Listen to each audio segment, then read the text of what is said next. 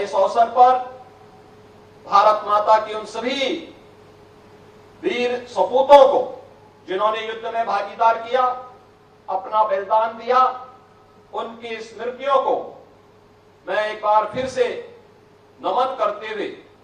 आप सबको कारगिल विजय दिवस की अपनी बधाई देता हूं, अपनी शुभकामनाएं देता हूं।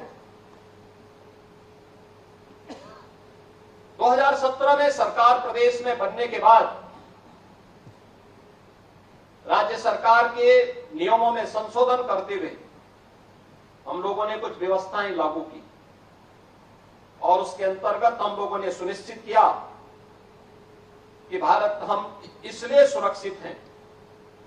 हम इसलिए अपनी प्रगति के मार्ग को आगे बढ़ाने के लिए स्वतंत्र हैं क्योंकि दिन और रात, सुबह और शाम घर से दूर सम और विषम परिस्थितियों का सामना करते हुए, मौसम के प्रतिकूल परिस्थितियों का सामना करते हुए हमारा बहादुर जवान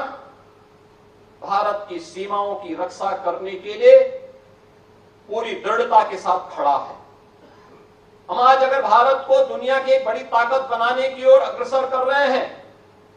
और विकसित भारत के प्रधानमंत्री मोदी जी के संकल्पों को आगे बढ़ा रहे हैं, इसमें निश्चिंतता छुपी हुई है कि हमारी सीमाएं सुरक्षित हैं। इन सीमाओं की सुरक्षा करने वाले उन बहादुर जवानों को जो देश की सीमाओं की सुरक्षा करते हुए या देश के अंदर अगर कहीं पे किसी भी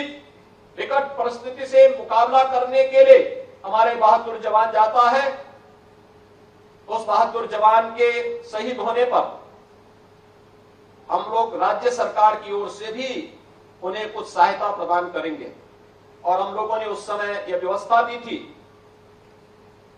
कि कोई भी हमारा जवान जो भी इस युद्ध, किसी भी युद्ध के दौरान या सीमा की सुरक्षा करते हुए शहीद होता है, हम राज्य शासन की ओर से भी उस परिवार को न केवल 50 लाख रुपए की सहायता राज्य शासन देगा, अपितु उस परिवार के एक सदस्य को उत्तर प्रदेश शासन की सेवा में सेवा का अवसर भी राज्य सरकार प्रदान करेगी। उस जवान के साथ ही हम लोगों ने यह भी व्यवस्था दी कि राज्य के अंदर जिस गांव, जिस नगर, जिस कस्बे का वो जवान रहने वाला होगा, उस जवान की स्मृति को हम आगे बढ़ाने के लिए उनका एक भव्य स्मारक या किसी इंस्टीट्यूट का नाम, किसी इंस्टीट्यूशन का नाम या किसी मार्ग का नामकरण उस जवान के नाम पर करेंगे। और ये सिलसिला 2017 से लगातार प्रदेश के अंदर हम लोगों ने इन कार्यक्रमों को प्रदेश के अंदर लागू किया है। मैं आज के उस अवसर पर अपने सभी बहादुर जवानों को इस बात के लिए आश्वस्त कर रहा हूं कि राज्य सरकार सीमा की सुरक्षा करने वाले